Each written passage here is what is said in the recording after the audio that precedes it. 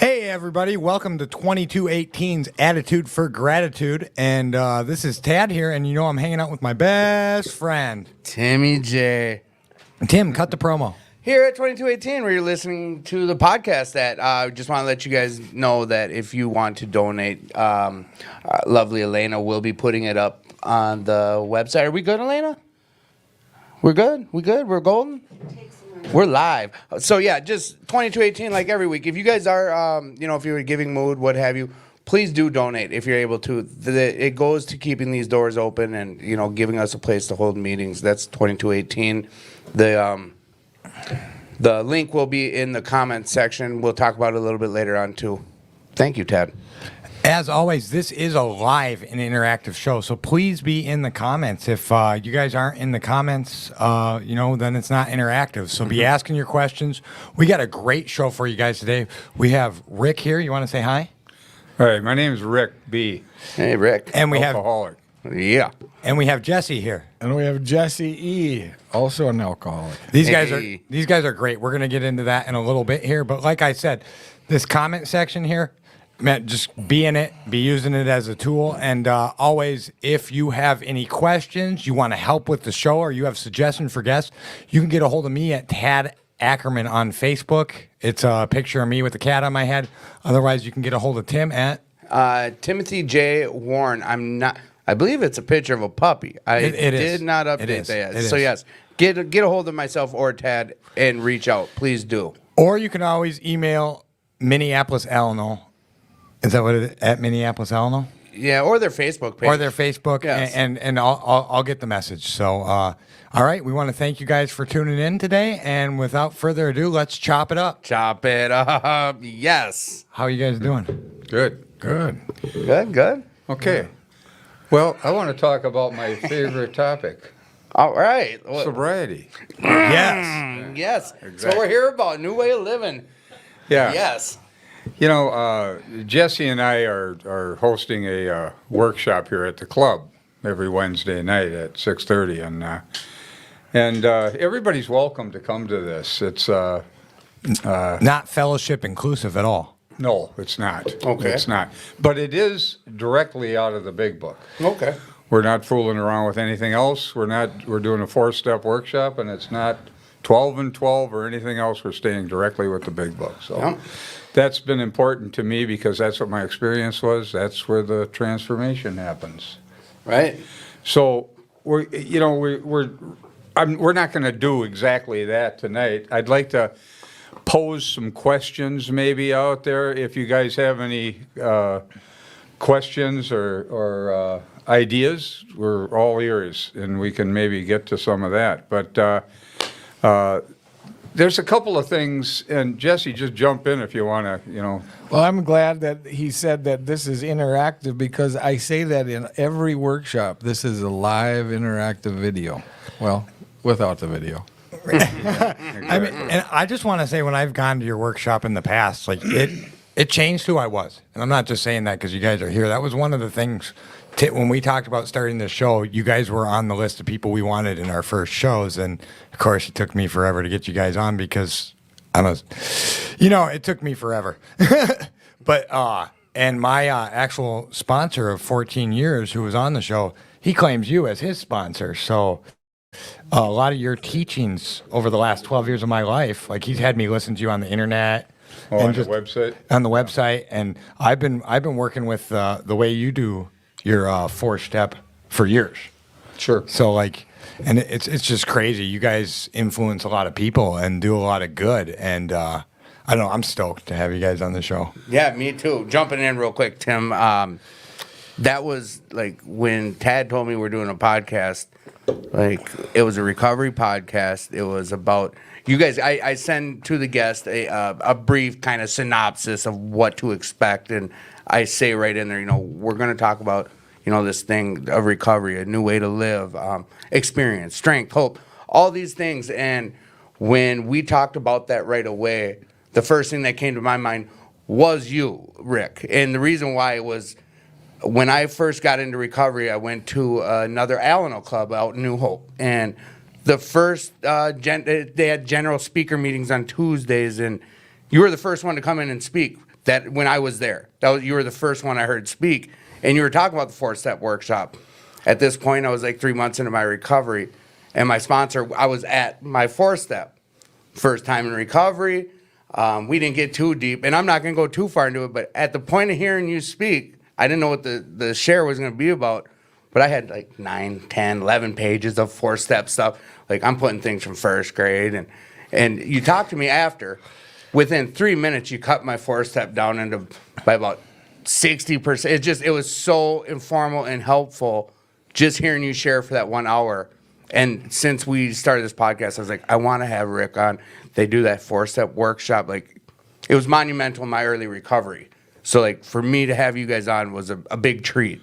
So I am glad you guys are here, and I'm thankful the both of you are here. That was my little piece on that. I wanted to make sure. Yeah, and Jesse and I are very different in the way our personalities are. Jesse, I started doing these workshops, so it's got to be close to 30 years ago. And I did them alone for a while, and then with a guy named Chris S., and then Bob J. And Bob J. and I were together for probably about 25 years doing these on a regular basis every weekend. We're putting them on here, out at the retreat, places like that. The mission in St. Paul. I've been doing this a lot. I've been through chapter 5 so many times I can't even begin to tell you. You'd think it'd become boring if you were constantly reading it. It's not. It lights me up every time I do And it. you get something new out of it every time you go through it. It's amazing that something like that could bring you to a new awareness every time you go through it. Yeah. So the material, it isn't, I get a lot of credit, good and bad, okay? And I can relate. yeah. But the fact of the matter is, all we're doing is reading the big book and trying to keep it clean to the book. Now, there's such little understanding around this aspect of the book. Unfortunately, I'm not sure why. It's just the way it is. And Right. I've noticed that over the years. I agree too. Like, once I went to your guys' workshop for the first time, I felt like I knew it all. Because of how little, even being walked through it, and just how little, I don't know. You guys just explain it in a different way. Exactly. That's where I'm at too. It's like when I go to that Thursday night men's meeting, a bunch of old timers, a lot of time, and that's why I kind of try to shoot that in there when I was asking you, Jesse. I think when you said going through like the 5th chapter or something, like hearing different people share on, you're getting that different perspective. That's right. I sometimes used to compare it to like a pastor reading a verse out of the Bible. You get 5 pastors read the same 5 verses. Mm-hmm. You're going to get 5 different representations of what their thoughts on it was, and just the way you guys reinterpreted it or put it out there. It was very easy for a guy like myself to kind of absorb it, and that's huge for some people. Like Tad's saying, like he felt he knew it all after hearing it. Right. You start learning so much more when you hear other people share on it. Well, and that's such in my young and arrogant recovery at the time, I was like, oh, you guys think you know the 5th step? I know these guys, and let me tell you something. Oh yeah. Then your persona starts. Well, I think what happened to me, is that I was devastated. I had a very low bottom. And at the end of my using, I could not solve any of my problems. Every time I fixed something, it got worse. It didn't get better. Yeah. And I got to tell you, this is frustration off the charts if you're an atheist and you don't believe. Oh. Because there's nothing else that's going to help you. And if you can't do it, then Right. what is going to help? And it took a tremendous beating for me to admit I couldn't solve my problems. But if you do it with enough enthusiasm, you'll get to a bottom. And that's what happened to me.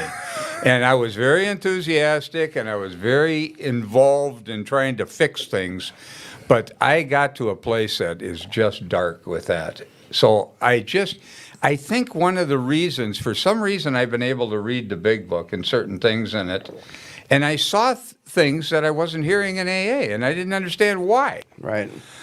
We started doing these workshops just to get some clarity around the inventory process, because it's very simple. Yeah. but it doesn't seem simple to a lot of people. So No. we're going to try and simplify some of this. Maybe tonight we can talk about some things. Just quickly, you want to say something, Jesse? Go ahead. Just quickly, I started this out talking about how different Jesse and I are in some respects. But I want to tell you, Bob and I were the same way. Now, I've done these workshops with different people. And it's nice if you've got somebody who has a different, I'll explain what it is, okay? Bob was the same way Jesse is. Bob was a good guy. Bob died about 1.5 years, 2 years ago, something like that. And Bob was a good guy. Okay. You know, he was a good guy. I've never been a good guy. Which okay? is really quite a break once you discover the Right. problems of thinking of yourself as a good guy. But he's right on the money. What do you mean, just like a kind, like, what do you mean, good guy? Okay. We'll We get got to into break it. that He's down. a sweetheart. We're going to expand on Well, this. He's right. nice. Not so much, but we're gonna. It seems that way. We're gonna delve into that a bit, and you can get at the same middle, if you will, coming from very different directions or very different positions. Here's how it manifested in me, not being a good guy. I have always known I was self-interested. I have never been delusional in the sense of thinking I was good.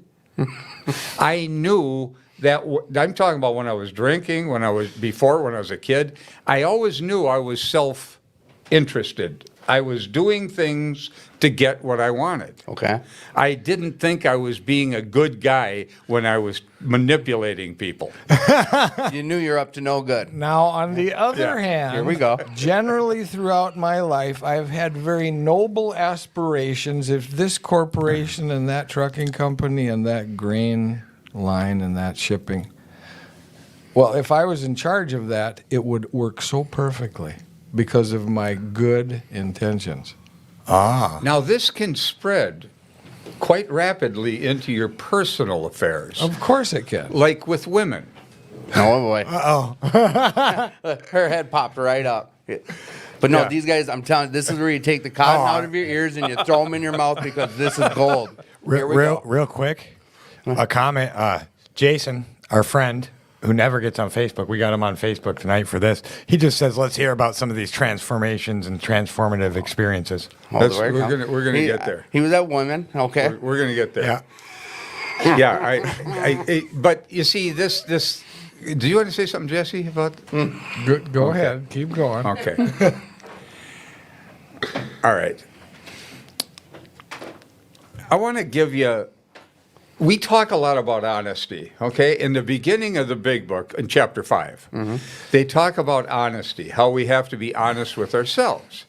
Now, I heard that originally as honest with everybody else. And then I set out to become rigorously honest with everybody else. And I was like the guy who quits smoking and wants you to quit smoking. The guy who quits lying wants you to quit lying. You know what I mean? You become rigid. You try and be good somehow, see? Now, and if you actually achieve some of that, you can become a big pain to a lot of people because you think you're good. You think you know something. That's it, you know. Which is the early years of my sponsorship. Sure. Lots of that problem. Yeah. Yeah. I've been there. Here, I'll say something just quickly about sponsorship. My personal experience with this is the purpose of sponsorship is to make yourself unnecessary. Not to breed dependence on you, but literally to make yourself unnecessary in that guy's life. Yeah. Okay? You had said something once, actually, in one of those workshops we were talking about, that changed the way I viewed sponsorship when I had started sponsoring guys, because I was given very little guidance, you know. Sure. And I also didn't ask, because at which point I was sponsoring people, I thought I knew fucking everything. Right. And you had said something about a guy who you had told not to date back in the day, No, I didn't. or something to that long, and he met his wife, and had he listened, That was Bob. oh, that was Bob. Or it might have been. Had they listened to you, they wouldn't have met their wife. So you quit telling Yeah, I did. people how to live. That was Bob. Or you. It was in Well- your workshop, and I heard that because I was telling my sponsees what to do at the time, and there was a guy in the early years, and I had all these guys wanting me to be their sponsor, and which I never really could understand. And I said to a guy, he was drinking and smoking crack in the car with the blonde. He gets sober. She's trying to get sober. And he's coming to me telling me that they're still shacking up in the car every night. And I'm like, I don't think that's a good idea. Right. And of course, you hear all kinds of stuff that's not in the book in Yep. AA on this subject. yeah, this is it. And most of what I've heard, I mean, and you know, you mentioned earlier that, you know, it's like the cocktail party where you pick up this information. I was very excited about AA and still am, but you pick up stuff that's not in the book thinking that it is from AA because you have some respect for someone with more years or you like their personality in a meeting. And they might be prescribing some very not by the book stuff. Yeah, Well, that's where I picked up my first information, being lazy about reading the book, really. Yeah, that's why we want to. That's why we do this reading the big book, chapter 5, to people, because when we're doing these workshops, I don't want them to hear it from me. I want them to hear it from the big From the book. because I could be full of crap. Frequently have been in my life. Okay. I can relate to that Yeah. too. So it's best if we stay with the book and talk of our own experiences, not our own theories about things. Just to put the tail end on that story, that guy and this blonde, the last time I talked to him, were happily married and successful, and I visited their house for 12 years. They were married for 12 years the last time I saw them. Realistic. Both, yeah. I mean, from what we typically see in a situation like that, it usually Well, from I- But no. So Doesn't what end up what I that got way, though. what I I don't got. want to pretend. I don't want to pretend. And the book is so clear on that we want to stay out of that. Yeah, It's yeah. none of my business. And what I got from hearing you tell that story the first time is I quit telling my sponsees something that I should have never been, how to live their life. They just capitalize on it. It's not in the book, so And don't preach it. Well, Yeah. here's a guy. Now here's one. There's a man named Jim W. who's probably been dead for some time. He comes out of Texas. I heard a talk of his, and the talk I think was from 1988 or something like that. And he was about 20 years sober at the time. Jim W. was very much like Chuck C. Yeah. He was just a delightful man, and he'd been around a while at this point. And he said something that caught me. He says, "If anybody's giving you advice in Alcoholics Anonymous, it's not AA." Because we don't give advice. We share our experience, strength, and hope, but we don't tell anybody anything. We share what we did. Might be good advice, might be bad advice. Doesn't matter. It's just not AA. So is that the same as suggestion? Advice, suggestion, same. Well, I don't. Am I cutting hairs here? That's a slippery Yeah, slope. I had to bring. All It's a right. nice try. So, man, what if they ask for your opinion or advice? Is Well, that that's then they're asking. Well, what do you typically I'm do? gonna give you another example on this. These are real live examples. So, after I discovered the workshop and then tried the processes, I was amazed at the information that came to my mind without anyone's help.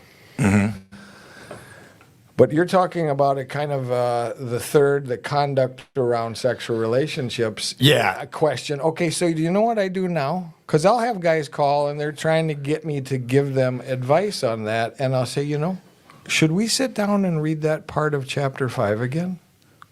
I'll be glad to, because I'm sure I could benefit. Maybe you can. We'll go back through how they can sit down and ask God to help them with answers about those questions. right? Well, it's a good thing that guy didn't take your advice, or he wouldn't be married to that lady. And see, and that's Exactly. why I take it with Rick, because Rick said that in the workshop, and so my mind, because he said That's what you pulled out of it. yeah, yeah. because I remember Well, that. aren't we playing God, thinking we You're right. know? No, you're right. There's nothing worse than the guy who gets sober. I did this. You read the big book. You've got all this information, And then you're out there telling everybody how Missing. to do it. See, that's when I was particularly dangerous because I thought I knew. There's nothing worse than a guy who Yeah. thinks he knows. Today, and I've been sober now, it's been well over 30 years. This is why I quit talking in meetings. Yeah. I heard Rick say what he's And- talking about right now. Yeah, and I'm telling you, the longer I'm sober, the less I know or think I know. Now, I tell you, I thought there was a point about 15 years ago, I thought, man, I'm getting dumber. But it's not that you're getting dumber. You're becoming more honest is what it is, see? Because now I know that I don't know. I used to think I knew. Now I know that I don't. I could be wrong. Right. It's like one of those statements. The way I do my recovery could kill you. You know, it's Yeah. that same thing. Someone sees a guy doing it. Like this Rick B's got it figured out. That I want to do. The way I do my recovery, you might try to do the way I'm doing my recovery, and it might not work for you. So if you stick directly to the black and white. And at this particular time, I was talking a lot when I heard you say that, and it was not good. Do you mean making suggestions? Yeah, and in meetings, giving my opinion, Well, and it wasn't good. Again, this is back to if you come in, you're excited, and you've got some respect for the some guys with a lot of years, and they're doing it. I picked up on that. I've done a lot of that. I've done a lot of that until I became aware that that's not really what my job is. So, quick question on that. Like I had arrived in my mind. At about 2 years in, I found this men's meeting. First real meeting at the time that I was like, I had arrived. I'm hearing it was a men's big book study. We read and shared. We stopped and shared our experience when we read something, and I drill these guys. I drill them for information. Drill them. When you're around someone, let's say it was me, and I see you guys, and I'm like, okay, he's got it, and I'm basically in your ear all the time that we're together about information. How do you respond to a guy like that? Like me, all jazzed up on this new information, and I'm realizing I'm around guys who, in my mind, they got it figured out. How do you, I'm putting myself in this scenario with an old timer we've had on the show, and like I just drill him for more information, and he gives me some, but if you're put in that position, how do you deal with it? Well, I can share my experience of what I did, but I don't tell you what to do Right. because I don't know what you should do. First of all, you come and tell me a story of what your problem is. Okay. This is your perspective of what that problem is. Maybe it's a problem with a Have woman. truths, have stories. Maybe it's a relationship. And you're telling me all about your relationship. Now, you really don't even know what the hell's going on. So now you're going to try and get fill in the me blanks to and get tell you- you how to solve a problem. Co-sign my And BS. I'm just getting your perspective on it. 10% of the information, maybe. Yeah, I have no idea what's going on. Now, wouldn't it be rather arrogant of me to think I could solve those problems for you and deal with your problems based on what you're telling me? First of all, I don't have anywhere close to enough information, let alone it would be absolute arrogance to think I know all the events that led up and what the other side of the story is. There's no way I could do it. So it's purely a matter of honesty, isn't it? On my part, to admit that I have no idea. I can say, well, this is what I did. But if I start telling people what to do, clearly, it's arrogance Okay. on my Wow. part. No, and that's That's maybe I need to hear that sometime. I mean, I try when someone comes, Right. a lot of early recovery and the meetings we're in, when someone shares something, it pisses them off to hear a response of, well, that's the information from your side of the street. There's another story to be told. You're telling me just from I'm only hearing you're part of this. Yeah. There's whole another aspect of this story I'm never going to Well, hear, or she's not Yeah. around to tell that side, That's right. That's right. have truths, have that measures. or- saying, your side, their side, and the truth. right? Just- Now, we're trying to help people. Now, years ago, I was working at the intergroup office. This is probably 1990. And the woman who was running the office had a friend. His name was Mickey.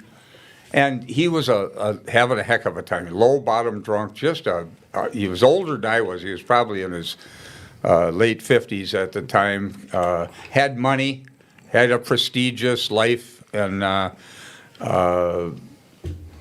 had I think about a 7-year-old daughter or something like that. And the mother had died or went to prison or something happened with that. I can't remember. But anyway, she asked me to help him. So I'm dragging Mickey around, and I'm bringing him to meetings. I'm doing all this stuff, trying to get him sober and keep him sober. And I'm trying to get him into a treatment program or do something for him.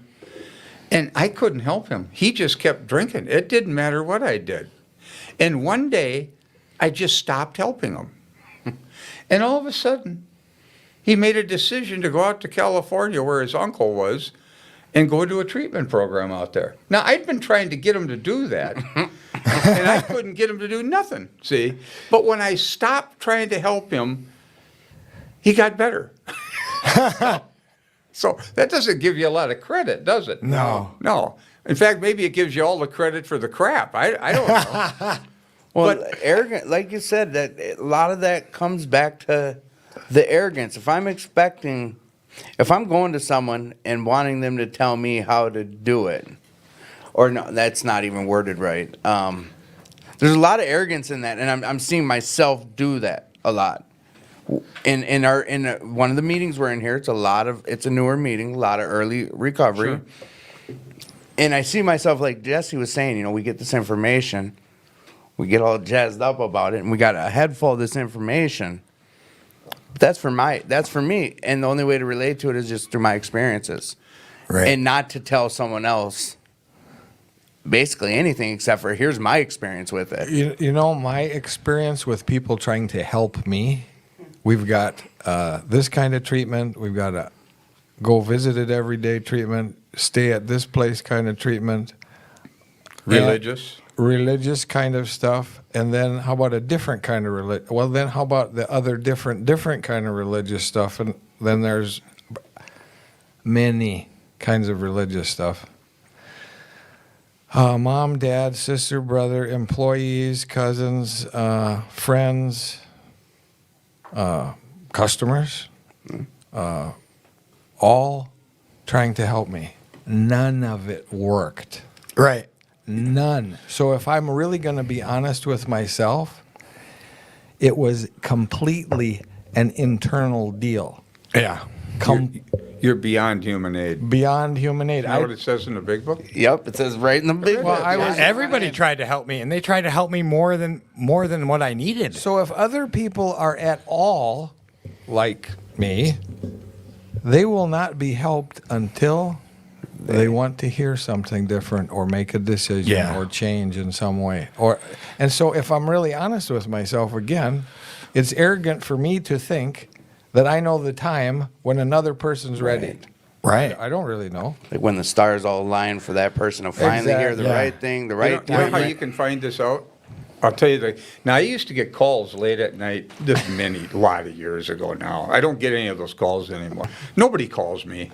They just don't. They know I'm not going to solve their problem. See, they'll call you if you're fixing their problems all the time. See, so I don't get these calls because I don't have answers. But I do have a process in the big book. I can show them an inventory process that might give them the answers. You see? Right. See, it isn't me doing anything, but so I put inventory in front of them, and you weed out the guys who aren't interested. They really back away quite rapidly when you put the inventory. Because, well, first of all, the problem is they think they're gonna hate themselves if they do an inventory. You pass that on to your sponsee, my former sponsor of 14 years, because every time I had a frickin' problem, you know what the first word out of his mouth was? Run the Did you- steps? Did you inventory that? Let's go through an inventory. Absolutely. Yeah, my sponsor said that early recovery when I come to him with the problem, he said, well, did you run them through the steps? Run that problem through. That's how we would address it, because I was looking for someone to co-sign some BS for me. Well, then you'll Always. hear somebody say things like, and I tell you, I'll give you an example. I had a young gal call me up that used to come to our workshop and our meetings, and she hung around for a while. She was like 18 years old and then disappeared, okay? started drinking again. She learned, she came back, she learned to meditate and do some things we were doing, went through this workshop a few more times, and she could not stay. She just kept leaving. I get a call, and I didn't know her real well. I knew her friend better because her friend was more outgoing. But she calls me up one day, and she says, and I didn't know her real well, but she's talking to me because she knew me from the workshop. See? She says, I'm suicidal now. I'm going to kill myself. And I said, you got to write some inventory. Here's what she said to me. She said, my sponsor won't let me. Bullshit. Now I said something that is absolutely blasphemous around Alcoholics Anonymous, and I don't care. I said, I don't care what your sponsor says. If you don't do something about this, you're going to die. You're going to literally die. Cut and dry. So this is about 11 o'clock, I think, in the morning, if I remember correctly. I said, write it. You know how to do this. You've sat in these workshops. You know how to do it. Now just do it. I'll meet you for dinner. Well, she come walking in later on that night. She was different. Something happened to her. I didn't make anything happen. I just gave her so she knew how to do this. Something had shifted in her. We talked a little bit. I could see it happening even more right in front of my face. Well, I get we parted ways, and I get a text from her, and she tells me, she states something to me. I'm going to read it to you. It says, have you ever had a back massage, a really good one, that works out all those kinks and knots, and afterwards you're so loosened up you're almost uncomfortable because you're not used to feeling that way? That's how my mind is today. My thoughts don't hurt me today. And I have these moments of sadness, but there is none of the heart-wrenching pain that I was feeling for so long. Oh, wow. Oh, yeah. Now, she's been sober. I know that now for quite a few years. Well, just a day or two after that text, I get another one, and she sends me a text. She says, I don't think I'm going to have to drink anymore. Wow. That's a transformation of your mind, see? That's what we're shooting for. It's exactly what we're shooting for. Now, we started this out talking about honesty, okay? And I think this is an important deal. For example, I want to give you a little statement that I got from a Jesuit, okay? He says, sincerity is not enough. What we need is honesty. So the student says, well, what's the difference? And he says, honesty is a never-ending openness to the facts. Sincerity is believing one's own propaganda. Oh, wow. Because I was thinking before you even read that, I was super sincere when I was. Of course. Get a snorkel. Exactly. Yeah. That's deep. Yeah, I was. Because I was never not sincere, and I had good intentions even when I was using, but That's the I was thing full of about shit. good intentions. That's that good guy stuff. That is an umbrella or a blinder that's You almost can intention in this hand impossible. and crap in this one. Right. Yes, right. So I was like the good guy that wanted to be the bad guy, if that makes sense. And it was Well, always I was the bad guy who didn't give a damn. Right. right, and Right, that's and you knew crazy it. because Yeah. just because I don't know. Do you remember when we first met? No. Like 2-3 years ago, and then I used to stalk you at meetings and Really? yeah, oh yeah. Oh, he gets that. I guarantee you get. I'd come and talk to you every time. I told you Jason was my sponsor, and you're like, oh yeah, he likes to claim that. And then I'd sit in the back, and I'd go. And for a while, I went to meetings that you went to, and every time I'd see you, I'd ask you little questions. Really? And- oh yeah, oh yeah. Did I have any answers? No, you'd say shit that would make me think all night. Like I was in house, I was in a treatment center, and I was coming to your stuff, and they actually asked me to quit going to your workshop because every Wednesday night I would not sleep because I'd ask you questions and you'd give me, I don't know, not answers, but I would sit up all night thinking after I talked to you, like reevaluating my life. So they were like, you need to take a break from that workshop for a little bit till you're ready. But it's like into action. What I got out of the story, but you talked to do inventory. She into action. She took the action. She started doing her inventory within that same day. Oh, yeah, transformed her. Yeah.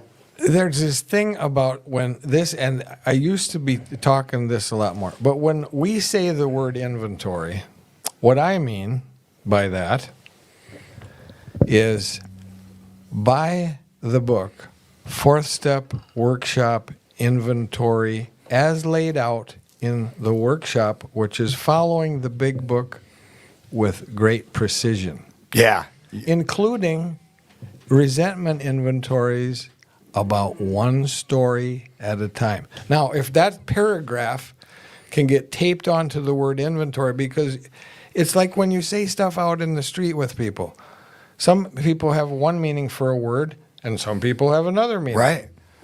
So just simply to say that word, if I would use the kind of inventory in a spiral notebook where we're helping each other jot answers down in years before I found this precise process, well, it's not the same process, but it has the same word. Oh, go do inventory. Well, what do you mean by that? It's huge. Otherwise, you might assume, what one Right. person's talking about when they say that by when another one's talking about it. But it's not the same. Right. It's not even remotely the same. Well, when you start straying, you're taking the will. Or if you're not going direct, like you said, you right from the book. That's how my sponsor had me do it. It was right from the book. I've heard other people's. I've heard of other people doing other things, and that happens. Yeah. I mean, it's a fact that happens in some of these rooms. Some sponsors do things. They things happen, and it's unfortunate sometimes for the person trying to grow. But right from the book, our predecessors did this. They did the work for us. Well, do you want to hear? I'll give you an example of what I think we're talking about here now. How there's different slants on things. Now, Yeah. For example, the idea of honesty. Okay. Now it says we're going to be honest with ourselves, right? Right. That's the beginning of chapter 5. We're going to be honest with ourselves. I heard that as honest with everybody else. Yeah. Now I'm not alone in this because for years. I believed that it was, certainly for months, I believed that we were talking about if I stop lying and I stop stealing, I'll be working a program. Yeah, I've been there too, where I've thought Now, that. yeah. So now that sounds like a reasonable thing. And it's not that I wouldn't, there's nothing wrong with that. But I'm just saying that's not what we're talking about. No. We're talking about being honest with ourselves. Now, I found I can be rigorously, rigidly honest with everybody else and be very dishonest with myself. It's easier, at least in my opinion. Oh, it is easy. Yeah. Right. Yeah, yeah.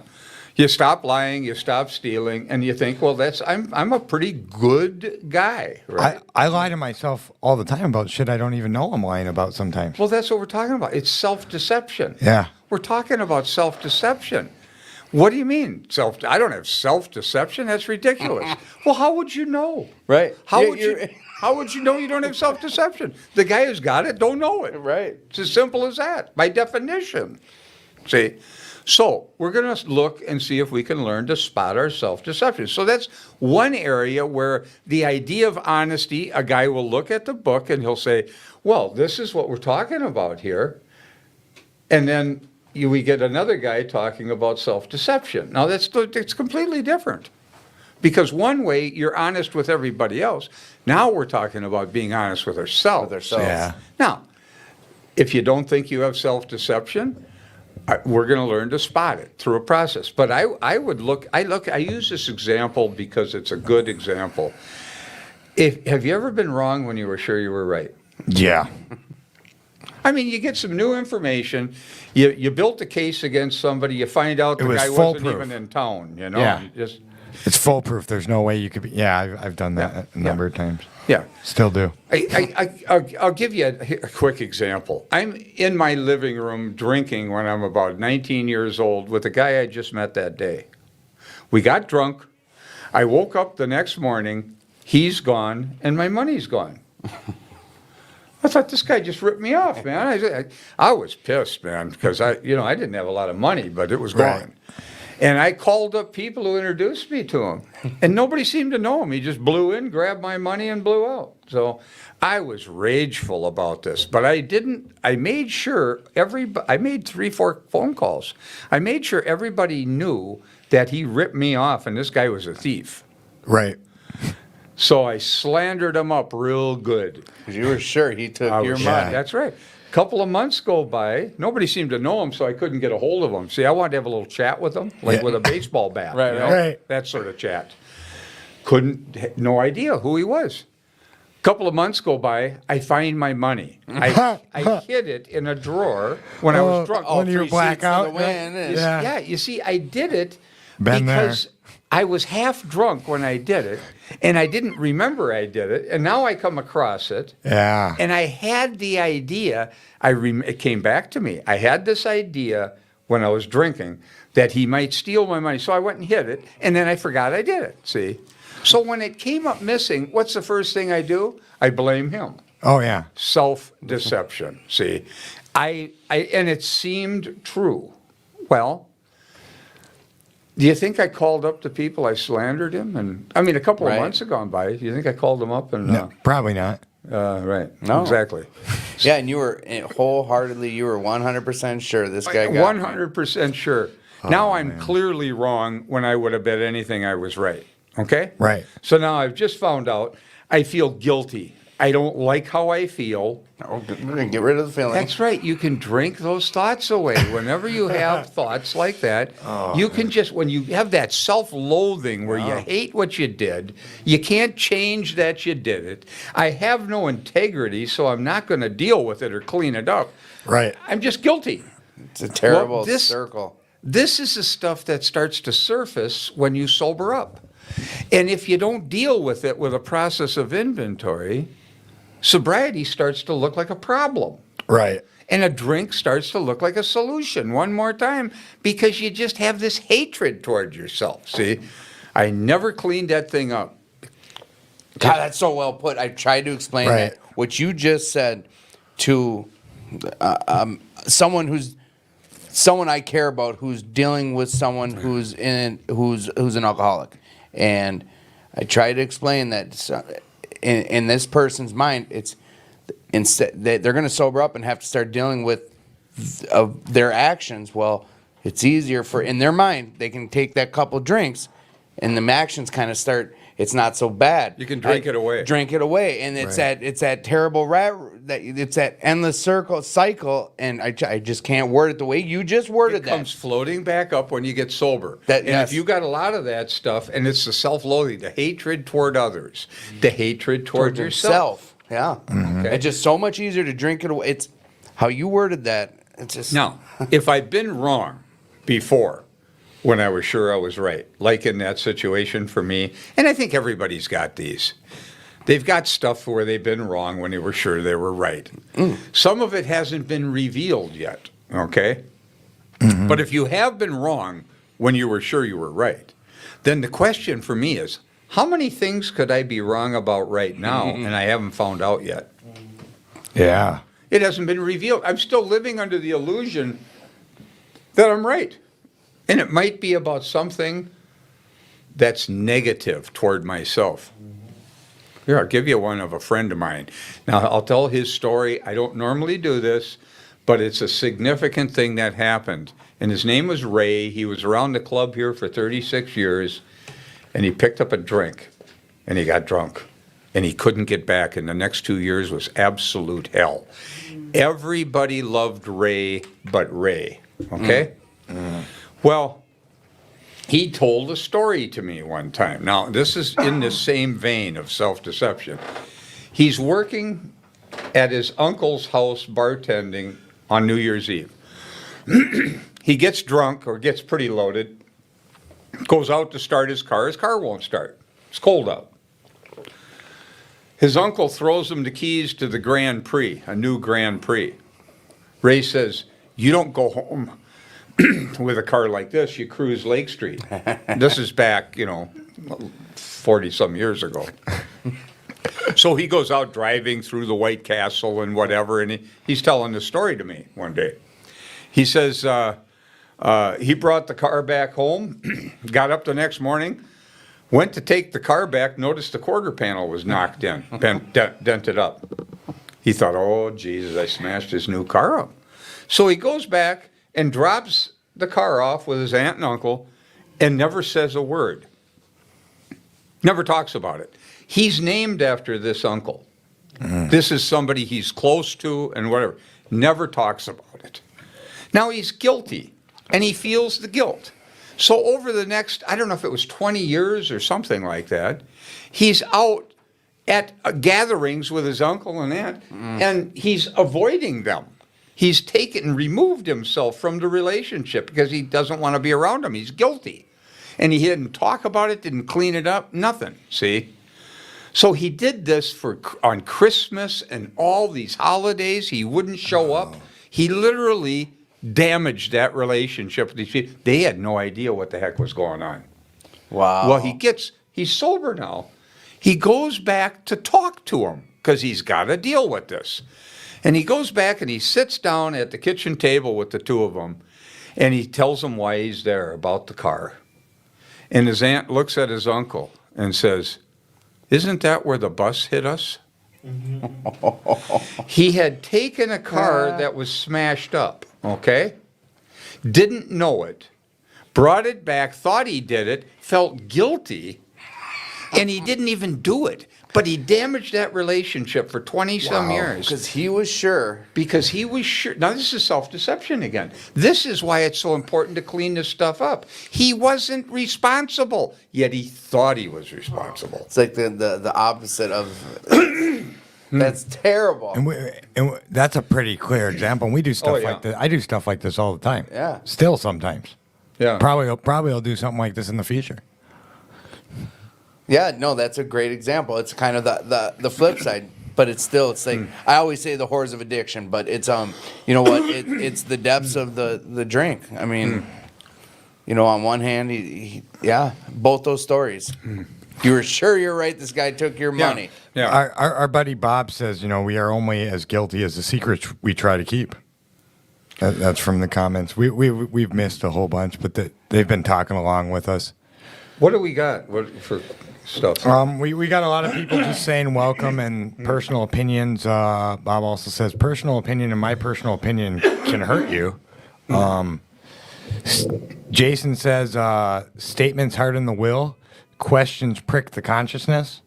Our buddy Matt, he said the road to hell was paved with good intentions. And we got Jason to say laugh out loud, laugh out loud, laugh out loud. I thought you'd find that funny. We got him on the internet, and he's trying to play. We do have a question now. What's the difference between a secret and a boundary? Ooh. This is from Jalissa. Yep. What's the difference between a secret and a boundary? A secret and a boundary. Oh, boy. Jesse, I'm going to throw that to you. Oh, I'm not going to pretend to be an expert on words. I'm not a wordsmith, but I think there's one thing that We'll pump hands on That's that one. Tim's hit favorite me word. about these things of boundaries. You do teach people how to treat you. Yeah. And if you're honest with yourself, that's sure better in the long run than trying to be good or nice. Okay. Now, if you have to set a boundary, don't you think of yourself as a victim? Right away. I used to. Right away. You're I right. used to. First thought. Yeah. First thought. So what are you doing when you're a victim? You're giving your power away. Right. Now, we hear people around the fellowship, and I've heard it for years, they say things like, I'm powerless over people, places, and things. Well, I'm not powerless over people, places, and things. I'm powerless over alcohol. If I drink alcohol, I don't have control of what's going to occur. Maybe for the next 50 years, who knows? If I Right. live that long. Right. Okay. Now, am I saying then that I can control people, places, and things? No. I'm saying that people, places, and things don't have any power over me unless I give Give it them power. power over me. Okay. Okay? Now, if you feel that you have to set a boundary, aren't you saying that people or something has power over you? See, we're getting into one of these things like taking offense. So someone says something, if I don't care what they say, Right. is if I'm not giving my power to those thoughts, it doesn't matter what they say. But if I care what they say, I'm giving Then you're my giving it power power? away. Here, I'll give you an example of this. I've got an actual example from my life. Sydney's got something. Yeah, we can hear you now. Yeah, can you hear me? Holy Super cow! loud. Yeah. No, it's can you turn it down? I can talk quieter. My sponsor. This is something I just did another fifth step, and this is something that keeps coming up, and that my sponsor says I keep giving these people power over me. Sure.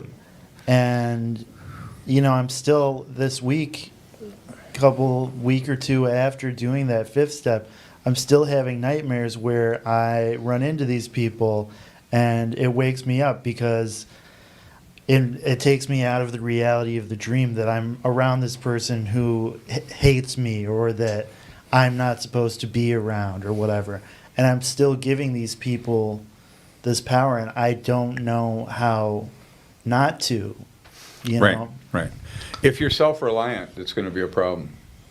That's why the need for a power greater than yourself, so that your reliance is not on what people think. That's what I was going to ask right how after they- that, was how. How do you do avoid that then, but having a power? Well, I think that you try and grow spiritually, and that's what the big book is. What does that mean? Well, resentment obviously separates me.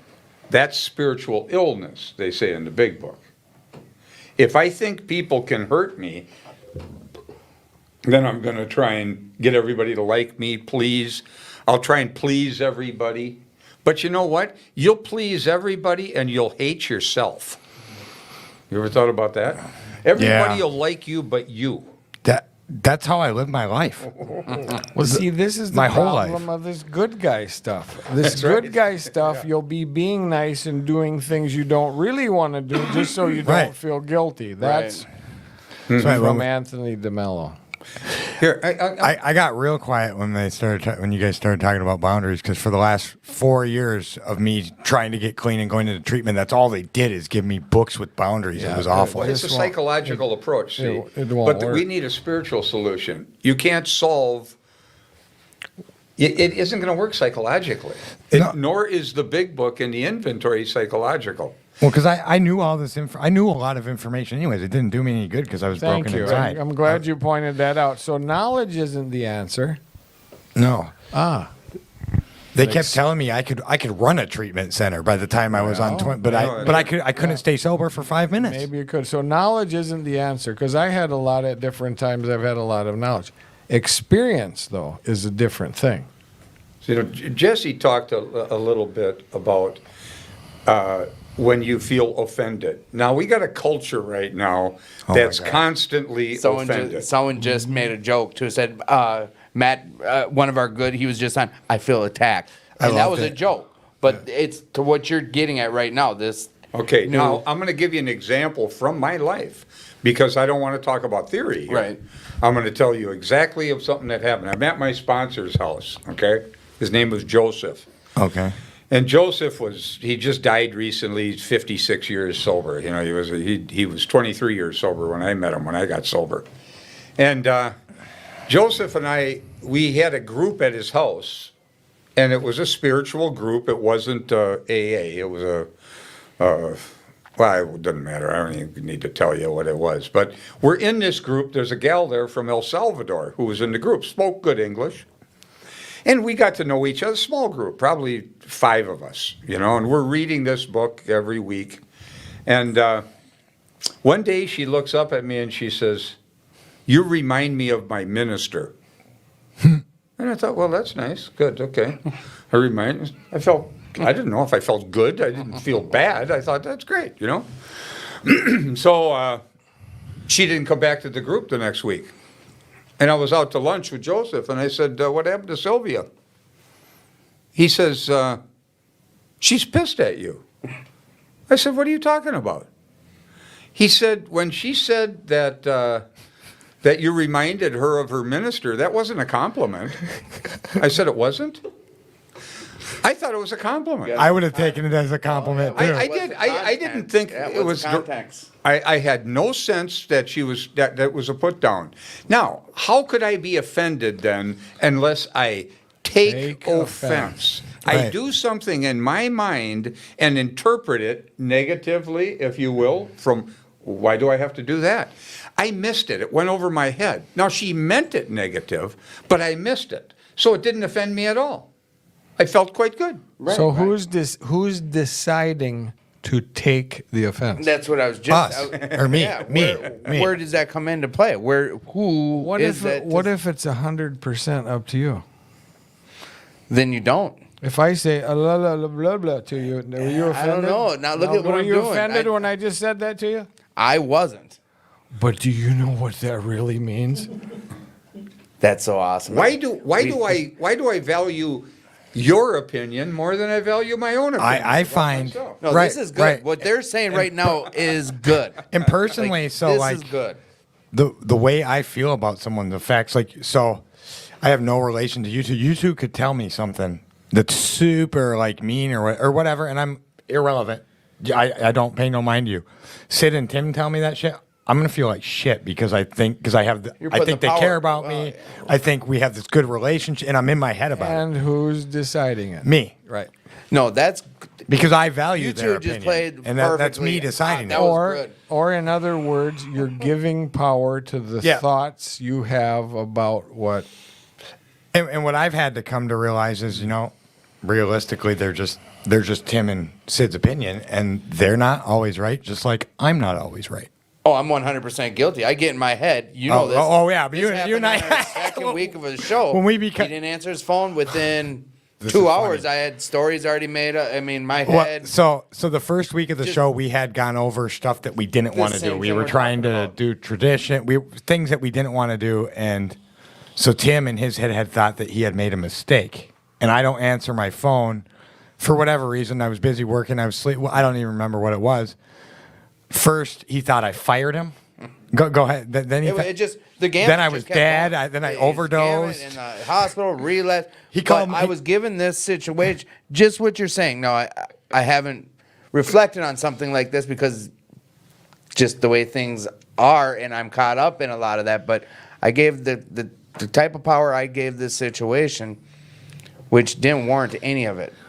There's no reason for me to give it that much power of, I did something wrong. He's upset with me. I went through so many emotions within my a gosh. 4-hour span of not talking to someone when none of it was warranted. There Oh, was I no was reason. sleeping. You I were was sleep- sleeping. Yeah, Yeah, you were sleeping. That's Because it. yeah. It's an interpretation, not a fact. Yeah.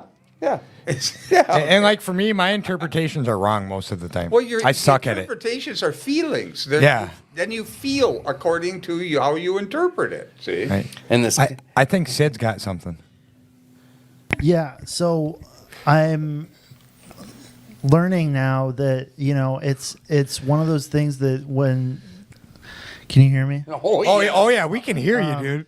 The character defects come up at the same time as we're going through these resentments. So I get confused and think, well, why won't this resentment go away? And my sponsor says you're giving them power over you, which is a character defect. And then I think, well, I meditate tonight and I humbly ask God to remove my defects of character. And then it's on to step 8. But I need to do more work on step 7 is what I'm thinking. And I guess it also helps to know that giving power over myself to other people is a common character defect. It is something that we have in common. It's not just a weakness or a Right. shortcoming of mine. Well, you talked about a resentment, right? Okay. What is a resentment? A resentment, in the dictionary I looked it up in, the word resentment, again, to feel. So it's at an intellectual level because you're thinking it, but it's at a feeling level because you feel how you've interpreted whatever the situation was. That woman who said I reminded her of her minister didn't affect me at all. I didn't interpret it negative. I didn't internalize it. It simply didn't have any impact on me. No, real quick, if you would have known that her minister, let's say, inappropriately touched her, and you knew she had an issue with her minister, and then you had that information, she said that, Would that affected the way you felt? See, now we're into theories. Yeah. Hey, But see, no, and I think that's where Tad, when he said, if you said something to him, I guess that's the same. Yeah. You said something to him, well, I don't know him that much. I don't care. I'm not giving it any power. Tim says something to him. but I had know him. I'm giving, that's him just give, that's his I've choice had to give learn power. to get that way too, just due to my life, because I'm the type of person that lets shit affect me a lot. As That's you sometimes. giving it. It's, Oh yeah, they're oh yeah, oh saying. yeah, and it controls my whole life. And there go. Whereas my emotions goes the way of Tad. That's So how it's always now I been. can't not do that, right? I can't. Why? Well, here, we could talk about this stuff intellectually. Ultimately, we got to get reliance on a power greater. Yeah. Okay. Do you want to say something, Jeff? Well, we got to get to a worksheet. Yeah. That's what I mean. We got to get to a worksheet. a four-step inventory Yeah. worksheet. Yeah. We have a question about that, and we've had one for a while. It comes from. And before I break out the question, I just want to thank both our producers here, Yeah. Lane on the keyboard and Sid having them and them working. You guys do an awesome job. Elena actually asked the question. Elena back there on the keyboard. How long is a 4-step workshop? And do you believe there should be a time limit for finishing your 4-step? I think you should do one 4-step continuously. Oh, It's like, how often do you mow the grass during the summertime? Once. Well, it depends on And then the city it's- comes and does yeah, it for yeah. you and puts it on your taxes. It depends on when it's needed. Are there more resentments growing? Well, then, or what about how many times during the day do you get resentful? Well, then there's some time for inventory. But knowing how to do it mechanically You go ahead, finish it. is a big difference. Yeah. It's a big Right. difference. How many times do you cut the grass? Well, when it's needed. right. Yeah. So a resentment is I love what? these old timers. I'll tell you what. A resentment is at an emotional level, isn't it? Okay? Yeah. So you can't deal with it intellectually. You can say, well, it was only $5 that guy owes me. I shouldn't be angry. It's so little money. But I am angry. But I shouldn't be angry. Right. But I am angry, see? And there's a lot more tied to it than he just owes you $5. Oh yeah. There's an emotional thing about he doesn't respect me, he doesn't like me, he's Could be dissing a me. lot of theories involved with that. Lots of things Oh, yeah. around it that are way more than what you think, okay? So it has to be healed at an emotional level, or it's going to continue to dog you. But Rick, so one of the lies I tell myself is this, that, I used to carry resentments around with me for months. Sid was my part-time therapist for a while before I got a real one. So, and I would have all these things, and I would stay angry about stuff for months, years, weeks, and now it's about 2 to 3 minutes most of the time. So I'm better, so I don't need to work on them. Right. I'm good because I'm an adult now. I'm fixed. Yeah. Yeah, right. So you haven't dealt with the root issue. So it keeps coming up again. Facetiously saying what you're saying is crap. And But that's one of the and you're lies being I tell funny. my. Yes, exactly. It is. That's It what I'm is. I saying. find myself going down that road. Not like- being honest with yourself. Yeah, I find myself saying stuff like that. Me and my sponsor had a long talk about me and what I'm going through right now, and I'm of course back where I was when I first got in the program, asking for advice and doing the opposite. Well, he was talking a little bit ago, okay, about, he's got these thoughts in his mind, okay, these negative, crappy thoughts. Yeah. Well, who is that? Who is that that's thinking those thoughts? I mean, it's clearly the human ego, okay?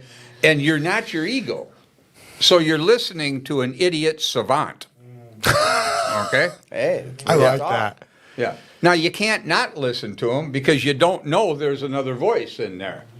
So we got to drop what we're not, and what'll emerge is your true nature. You don't have to do something to be spiritual. If you get the crap out of the way, your spirituality will start to emerge. Now, this happened to me. This isn't a theory for me. In fact, I was about a year sober.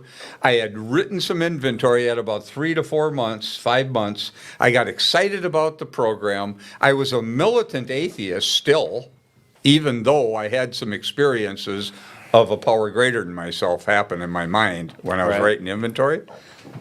some guy comes up to me and says, "Will you help me spiritually?" I almost laughed in his face. I was about a year sober. I thought, what the heck is this? Help you spiritually? I didn't, I didn't laugh at it. I just, it shocked me that he said it. I thought, what is he seeing? Well, he saw my enthusiasm for the program. Now, that's what I was told. Can't prove this. You could probably find it. That the word enthusiasm comes from the Greek. It means filled with the gods. Oh. Well, so this guy was seeing my spirituality emerging. I wasn't even aware of it. That's in the spiritual experience in the back of the book.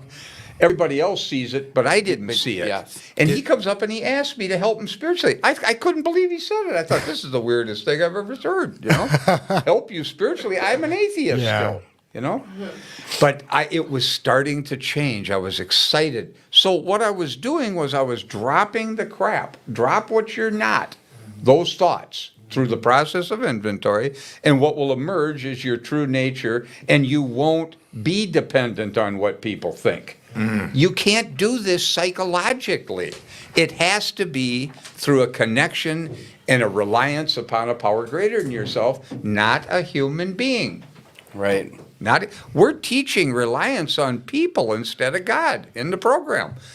And I gotta tell you, there's groups that talk about a lineage of your sponsorship, and this is bizarro world to me, because the whole process in the big book is about getting your reliance upon God, and nowhere is it more clear than in the sex or the conduct inventory around sexual relationships. It's not a sex inventory. No. It's a conduct inventory. Mm-hmm. It's been dubbed that, though. I mean, that's what you hear, the sex inventory. That's what the people call it. The fourth column. Some people.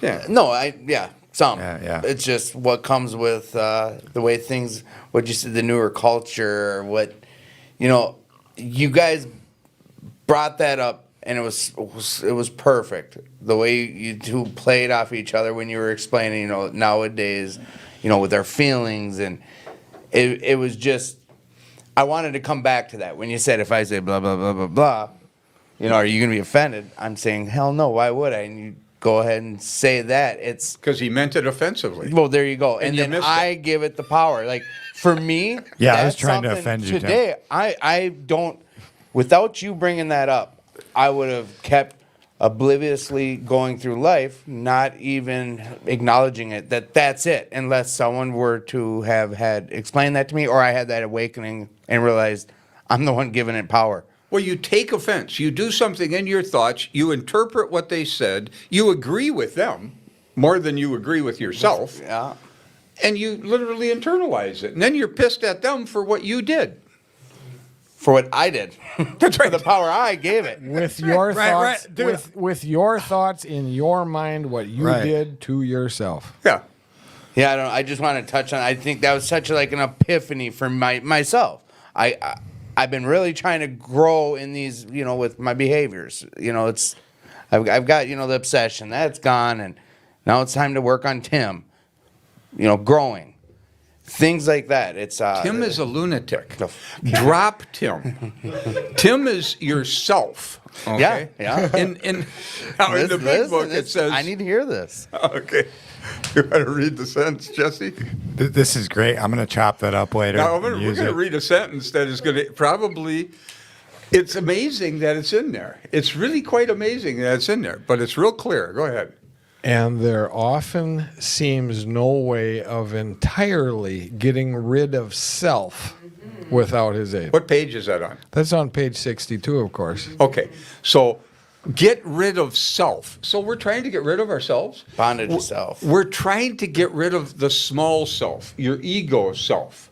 Well, most people want to try and be good, and I'll take an action. I'll try and be a good guy. I'll be good. Guess which I w- self that is? That's just you're making a better self. A better ego. That's right. Which is Ooh. I like to think of my ego, and it's going to sound dumb, as face or heel. Wrestling, the good guy's the face, or Your ego is not your amigo. No. I can guarantee No. you that. So the more you dress this thing up as a good guy and a nice guy, check down a couple layers. See what's under the surface. See of what's that. now go down another layer, and then another, and then you'll start seeing the selfishness. where I started. Yeah. Free from thinking that you're good. Oh, does that save time and agony? Right. But okay, so basically, then here's what we're going to do with the inventory process. Okay, we're going to look at the resentments. What is a resentment? A resentment is a story, isn't it? Yeah. You can't be angry without a story. Oh, yeah. Okay? The first 3 columns on page 65 are the story of why my anger is justified. It's not the solution. You're not trying to figure anything out. You're just trying to put down what you believe at this moment. That's all you're doing. That's a story, right? So we're going to examine our stories. Now, I used to try and convince guys. When I was first sober, I had a huge shift with the resentments, and I would try and convince people they shouldn't be angry. And I'd say, well, why don't you look at it? Sponsorship does this all the time. This is stupid stuff, you know. But this is what I was doing. So I'm trying to convince people that they shouldn't be angry. Why don't you look at it this way? Why don't you look at it that way? And you know what they do? They just get pissed off at me. People Right. didn't want to be around me. I had a guy who'd rage and he'd leave the club. This is, 33 years ago, His name was Scott. And I meant well with it. But I thought I was a junior psychiatrist, see, and I was going to fix people, see. Now, playing God again, I'm going to do that.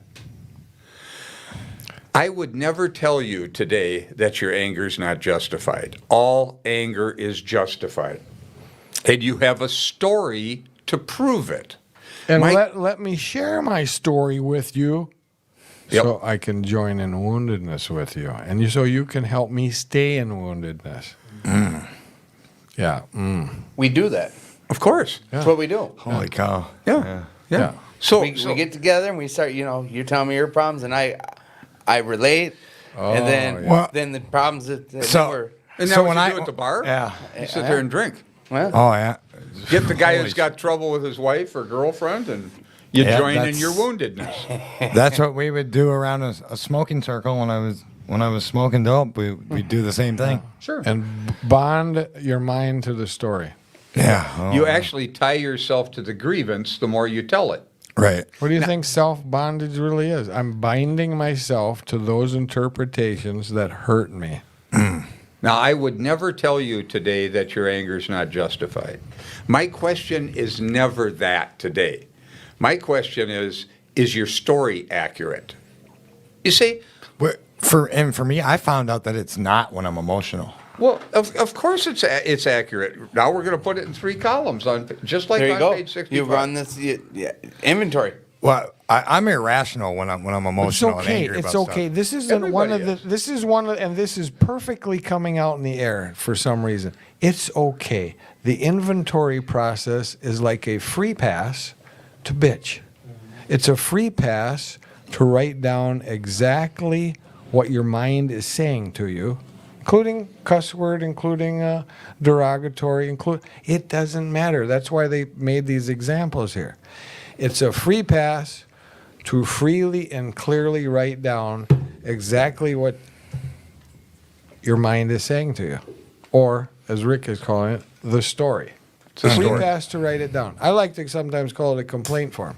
Just write your complaint down. That kind of makes sense. You can't be angry without a story, or you'd be angry for no reason. no reason. Right. I mean, that's absurd. So clearly, you believe the story, okay?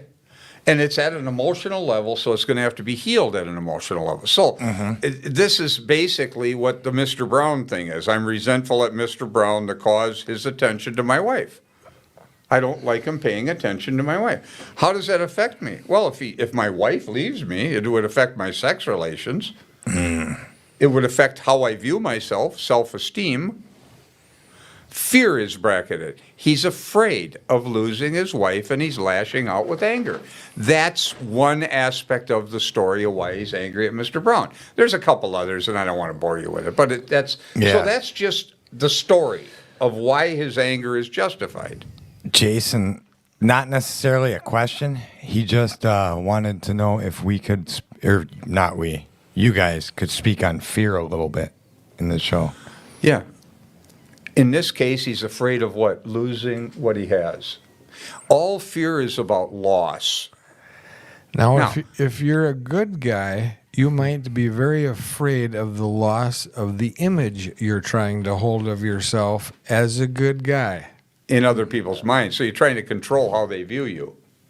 or what you think that I think that you think that I think about. You think that I think. See, That's an ego. Right, boom, right. boom, boom, boom, Oh, boom, sure. boom, boom. Yeah. That's ratcheting around in my mind when I'm worried about what you think of me. And I would always hang on to, even when I was in criminal circles, that no matter from prison to in that criminal life, that everybody said, no matter what, you're a good guy. You're a solid guy, even in this circle, when in fact it wasn't necessarily true either. You're still in criminal circles, Yeah. That's right. Oh yeah. Oh, More so than ever. oh yeah. Yeah, 100%. I'm tipping my hat on. Well, that I'm in prison. All the guys in prison tell me I'm a solid dude and I'm a good guy. Oh, yeah. If you're a good guy in prison, True story. you're really a good guy. Yeah. Look at all these guys think I'm a great guy, dude. It must be true. Well, that's because they're getting something from you. Wowzers, yeah, I can't I like, and you know what, this is what happened when I heard you share at New Hope. It was hearing, just like what I retouched on about giving something power or fear, like loss. I share about just a situation I shared on the show a few weeks ago. There was this, we got things we need to abide by when you're at a level of service with a certain meeting, and I had to confront somebody about something that needed to be changed per guidelines. I said it was out of fear of not asking because I assumed I knew the answer and I didn't want to, confront this person. Eventually I confronted him. I didn't get the answer. I thought it was total opposite, and I said I didn't ask him out of fear because I thought I knew what the answer was going to be. And I was fearful of hearing that answer, so I didn't ask it. And I'm trying to correlate that with loss, is because you're saying fear is loss. Where in that story where unless I was labeling it wrong, I didn't want to confront this person because I knew what their answer was going to be, and it was going to be an argument that I didn't want to get involved in. And eventually, I kept getting suggestions to talk to this person. I finally talked to him, and it was a great conversation. So you're afraid of having a conflict. Yeah, basically. That's what it was. Like that was the fearfulness, but like Afraid of losing your peace. there's the loss. Okay. Yeah. I go Hey, through that a lot. Things are just fine the way they are. Cut and dry. And I found so I used to love conflict, and now I don't like it.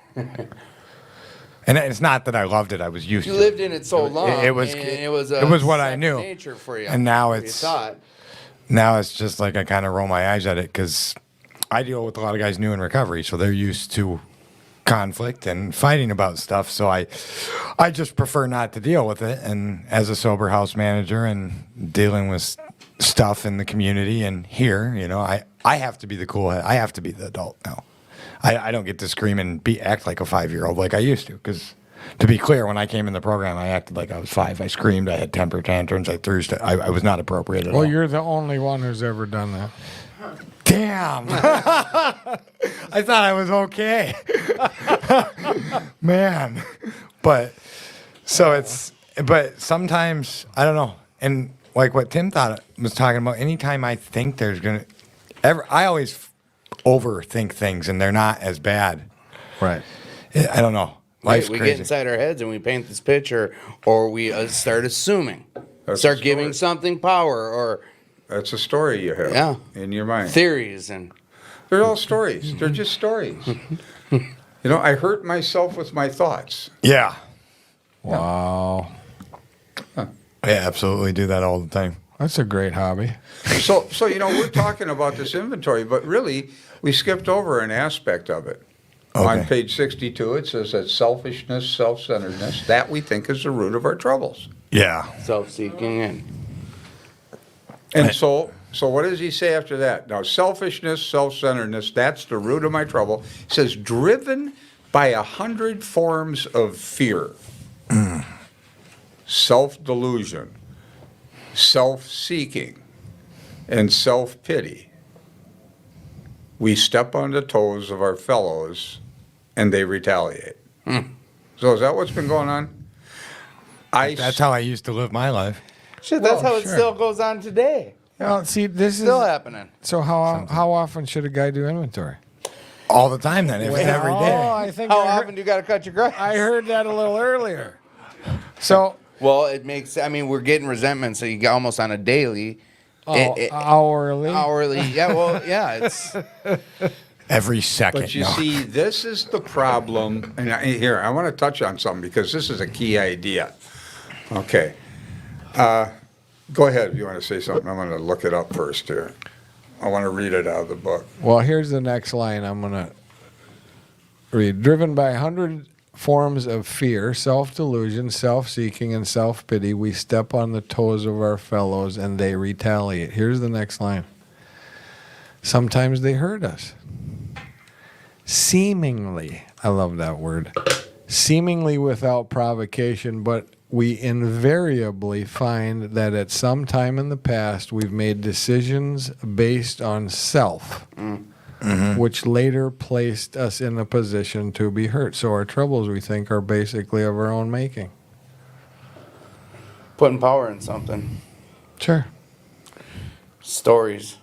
Do you think we're gonna get this deep tonight, there, Ted? I kind of assume so. I had an easy day today to prepare so that I wasn't all wiped and on coasting and then not able to. And not that I ever would do that, but Well, they make Red Bull for that. right. And we got tons of people that are really checking in too. Lots of people. The discussion has been amazing on here. Earlier we missed. Well, we didn't miss, but someone had some stuff and they talked it out. The comment section once again has been used to help people out. Yes. Which yes. is amazing. And that's, when we started the show, all of us here, the one thing, and this comes from Jason and Rusty, my two friends that were on the show, was be helpful and have fun. And Yeah. because for me personally, I wanted to help people, but I get a little anal when I'm doing things. And then all of a sudden things have rules and I have to do that. And then I'm not having fun, and then I'm an asshole. So the key mind of this show was to be helpful and to have fun while doing it. And I don't know, I think it does that a lot of times. I'd agree. I mean, we deal with, that we get to encounter so many different scenarios with this show, and so many people are checking in. What? That's the positive for me. And then tonight, something like tonight, I get to hear a lot of things that I haven't heard for a few years, and it's just really refreshing sometimes. I have a question, and I'm going to relate it to your guys' workshop. So I had an idea of how I wanted this show to go when it started, right?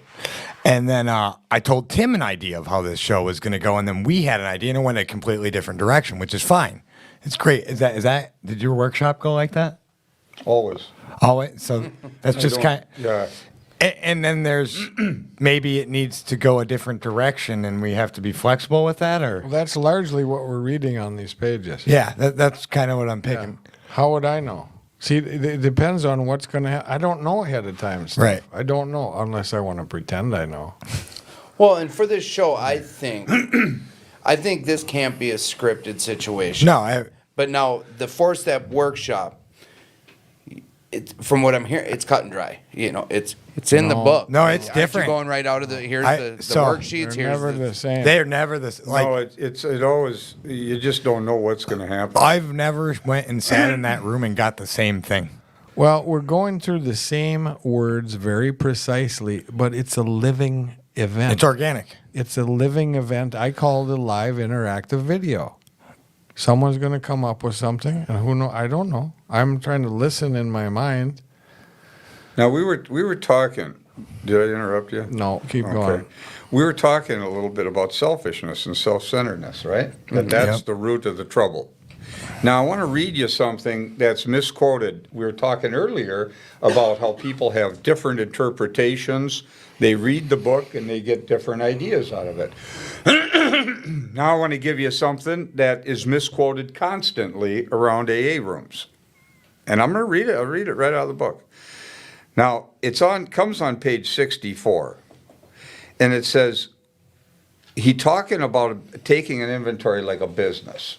This is right before the first 3 columns, which are just a story. It's a 4-column inventory. We're not there. He says, we did exactly the same thing with our lives. We took stock honestly. Doesn't say morally, judgmentally. He says we took stock honestly. Okay? Now, here, first we searched out the flaws in our makeup which caused our failure. Okay, that's reasonable. Here's the sentence. Being convinced that self, manifested in various ways, was what had defeated us. We considered its common manifestations. Resentment is the number one offender. And you'll hear this taken out of context all over AA. They'll say, yep, resentment's the number one offender. You'll hear people say this. Resentment is the smoke alarm. They're saying resentment's the problem. See? Now, I'm going to read this again because I want you to hear this. It says, the first 100 people wrote this. Being convinced that self, Rick's will, I want what I want, self-esteem, my ego, me, Rick. Being convinced that self manifested in various ways, so came about in various ways, was what had defeated us. Not alcohol, not drugs, self. Me. Yeah. Me. The horse thief. So we considered its common manifestations. So what's the most common way self or selfishness manifests in my life? Resentment is the number one common manifestation of self. So self is the problem. Resentment is the outgrowth of self. And that's what the actor is a couple pages earlier, how he's trying to get what he wants, control the circumstances, arrange people, make the play go the way he wants it to go. This is that's why we're trying to get rid of self. Yeah. We must or it kills us, and there often seems no way of entirely getting rid of self without his aid. There it is again. Entirely getting rid of self. Now, isn't that strange? We're trying to get rid of ourselves. We're trying to get rid of our ego selves. Your spiritual nature will emerge. You don't have to do something to be spiritual. Right. Get the crap out of the way, and that's all that'll be left. Well, and I like, you said it was misquoted a lot, and you're right, because I've heard it, the resentments a lot. I like how you said it. That's a smoke alarm. That's a, hey, there's issues, but it's self. Self is manifesting when I have a resentment.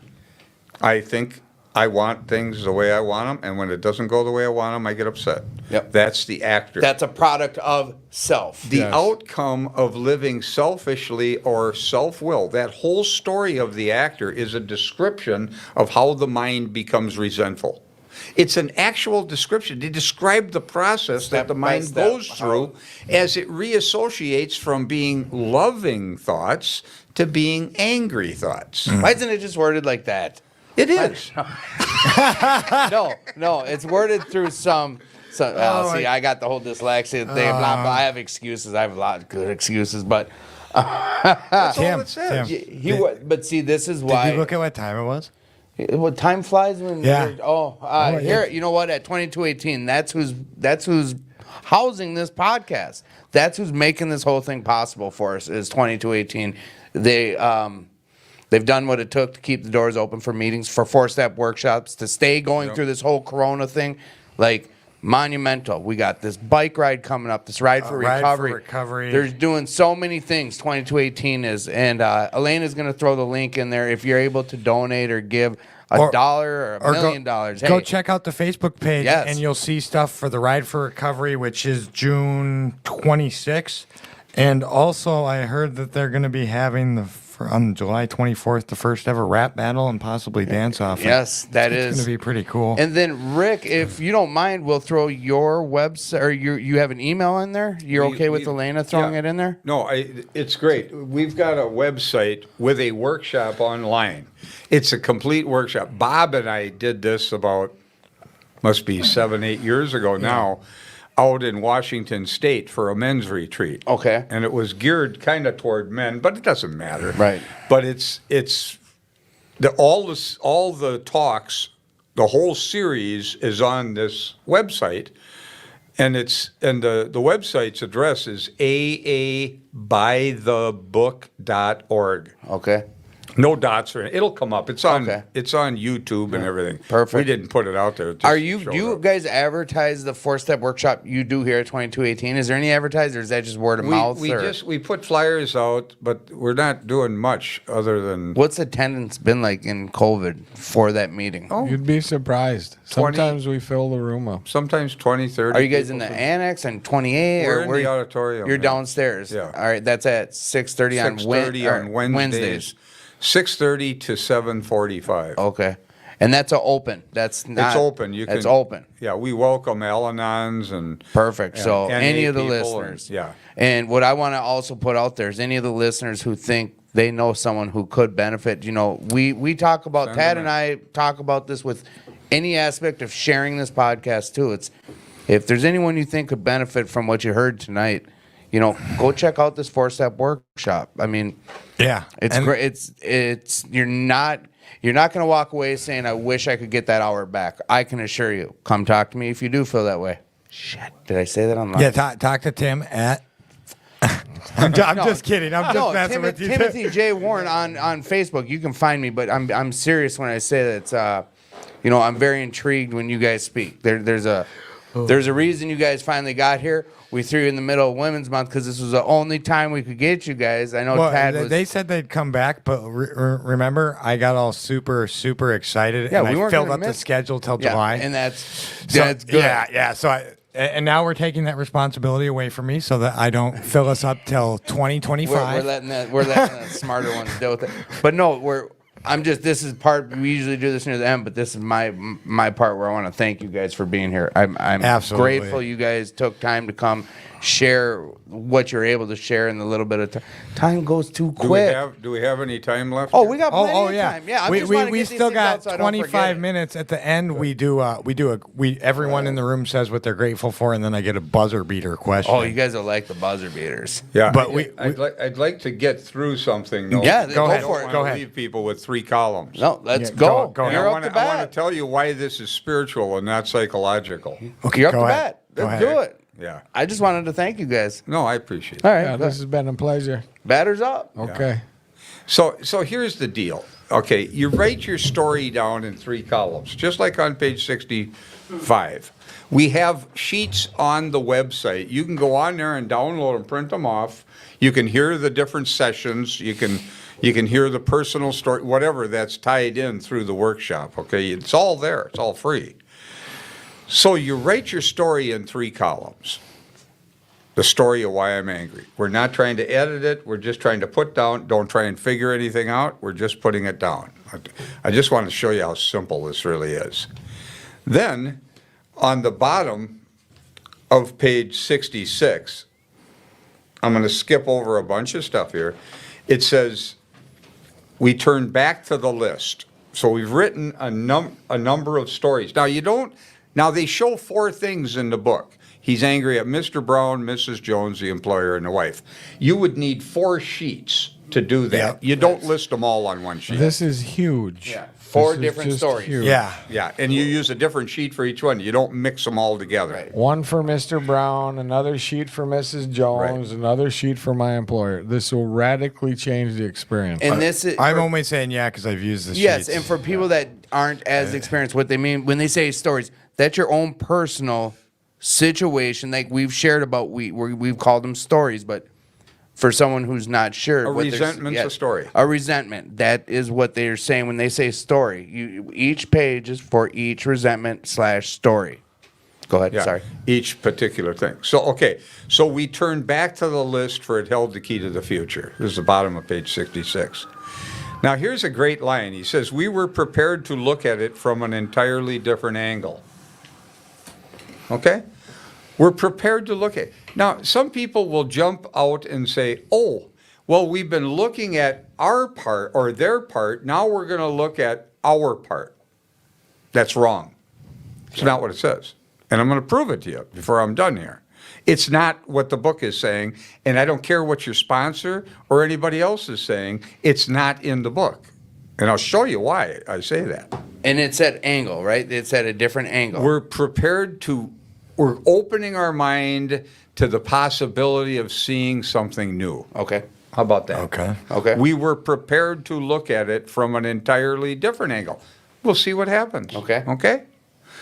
And then I'm not going to read all this because it's not necessary, but I'm skipping down the next paragraph, the very bottom of 66. It says, "This was our course." Now, he says, "We realized that the people who wronged us were perhaps spiritually sick." I damn near left AA on that sentence. Dead serious. I was 3 months sober. I was writing this inventory, and I thought, oh, my God, AA is no different. These are my thoughts. AA is no different than all the other crap. Now we're going to justify some crappy behavior from some person. Oh, perhaps they're spiritually sick. Well, what if you've been raped or molested or beaten? That sounds quite offensive, doesn't it? 100%. Yeah, and I almost walked away. Luckily, I didn't. And I'll tell you how you can look at this, at least how I look at it today, better put. Okay? Mm-hmm. Anybody who did an act like that was clearly not in their right and loving mind. Okay? Yep. They were living out of their addictions, their addiction for power, for sex, for whatever Right. the heck it is. Right. They're living out of their addictions. Okay? Well, so they're not in their loving mind. Right. They're spiritually sick. And you can make some sense out of that, see? Then he says, top of 67, though we did not like their symptoms. Okay, I don't like the symptoms of their spiritual sickness. Their what actions? they did. What they Yeah, did, their okay. actions. Yeah. Okay? Though we did not like their symptoms and the way these disturbed us, they, like ourselves, were sick too. Now, aren't I sick when I'm resenting? Doesn't it make Yeah. me feel sick? Yeah. Okay. So How about this? It took me years. I was probably doing workshops for maybe 6, 7 years. One day it rang my bell. I'd skip over those sentences. Didn't think much of it. Didn't really. That's heavy, what you just read. Right. Kind of had a sense of what it meant, but I really didn't understand it. And then one day it rang my bell. What is he talking about? He says, though we did not like their symptoms and the way these disturbed us, they, like ourselves, were sick too. Why does he include me now in this? I'll tell you why. This whole thing is self-forgiveness. You know why? It's self-forgiveness. The whole process is about self-forgiveness. Do I want compassion and understanding for my mistakes? Do I want people to give me a break for the stupid things I've done out of my addictions when I couldn't control myself? When I did things like maybe cheated in a relationship I really cared about, blew up a marriage, lost kids, whatever. Maybe you beat somebody over the head with a 2x4 and went to prison. Maybe you killed somebody. Do you want people to give you a break? Did I want Pam to come back, and that's the mother of my kids, in spite of the way I treated her for 11 years? Did I want her to give me another chance? Yeah, I did. Yeah. She wouldn't, understandably, but I wanted her to. Well, then, if I want a break for the things I've done out of my insanity, don't you think you're going to have to give other people that courtesy? You say, well, oh, this is different. It doesn't matter. I'm telling you, all judgment is self-judgment. The good news is all forgiveness is self-forgiveness. Right.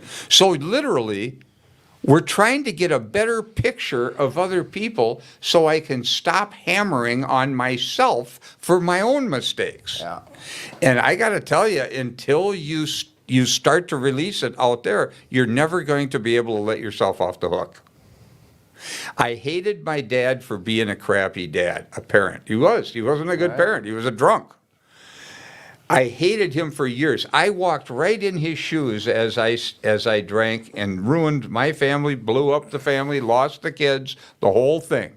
Now I'm hating him for being a crappy parent. What am I saying to myself for what I did? You're hating yourself. That's right. I'm hating myself outside of myself. So what are we going to do? We're going to forgive ourselves outside of ourselves. You're going to forgive him. Forgive your old man. Forgive us our trespasses as we forgive those who trespass against us. And Go ahead. I studied that in a lot of different groups and get-togethers. This whole forgiveness, but I never found anything like the 4-step worksheet.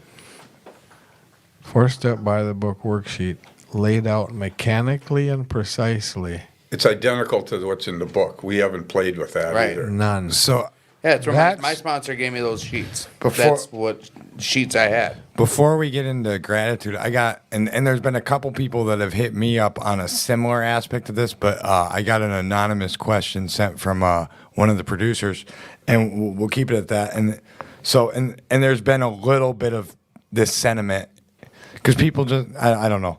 Because this is what the people want to know. Where is the freedom from our shortcomings if we're always stuck on 4? If I'm living in 10, 11, and 12, why would I be doing a 4th daily?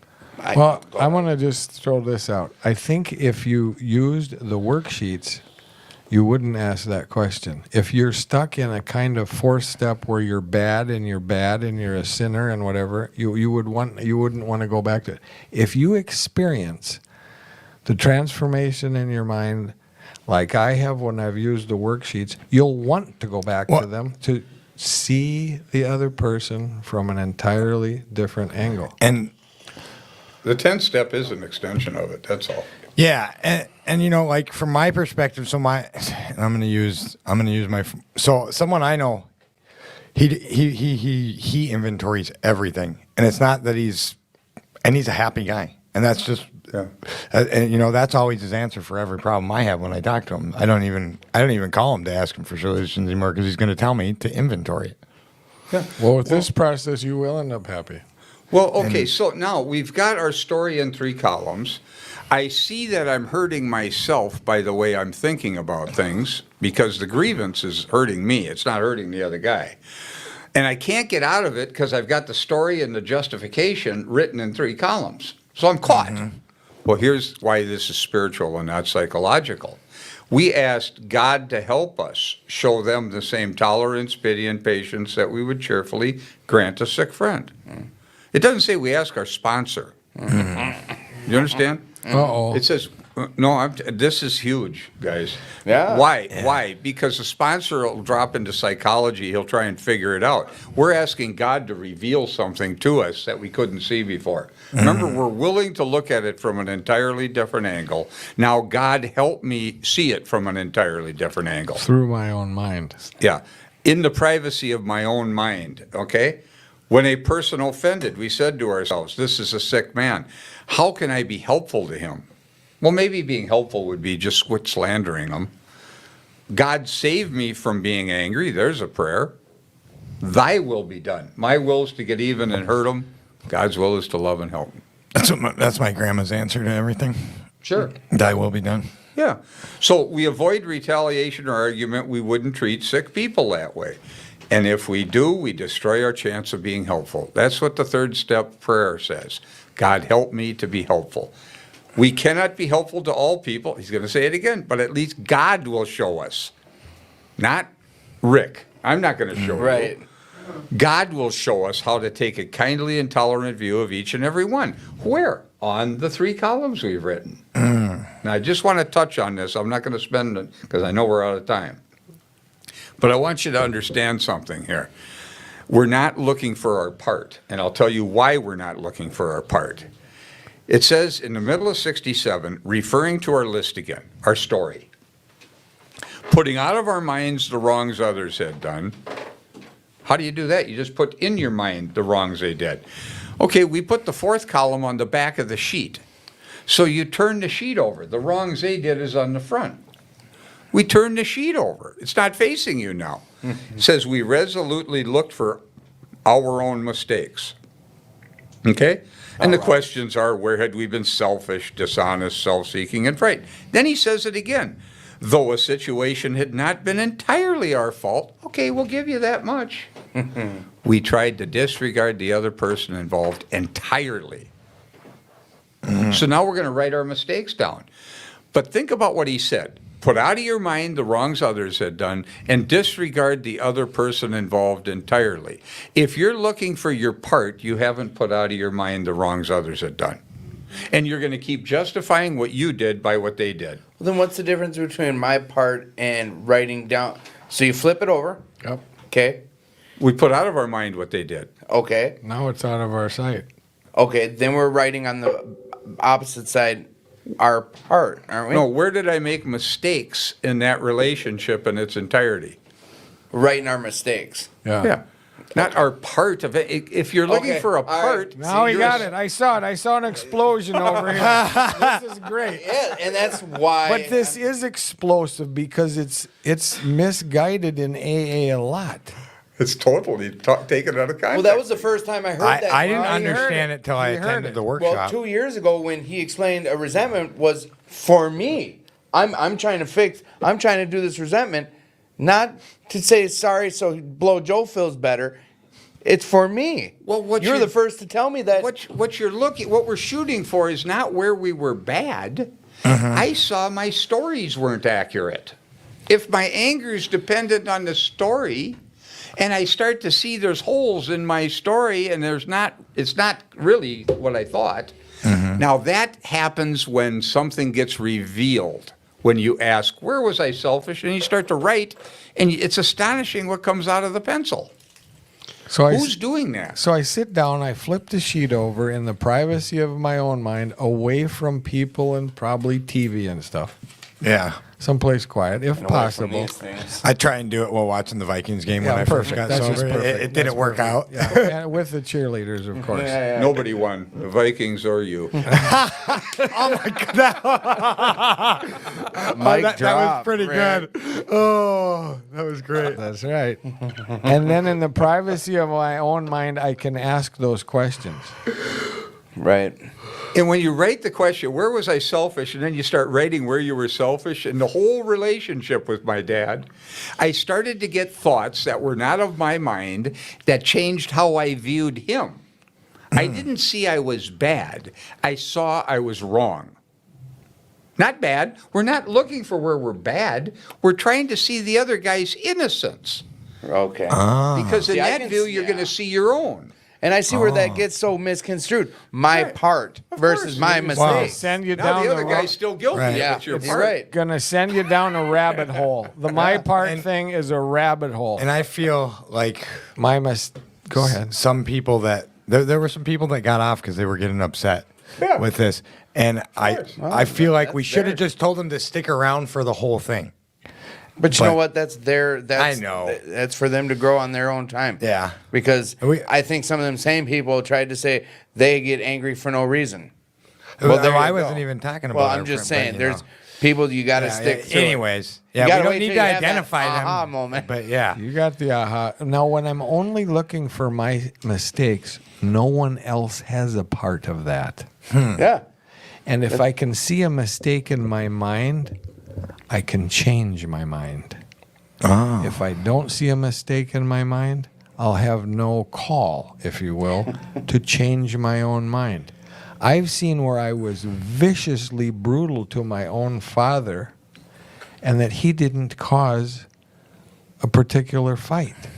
I did not feel bad when I saw how viciously brutal I was to him. I saw how innocent he was in the situation. And I felt amazingly different. I fell back in love with my own dad after I tried to kill him. I put that on the worksheet.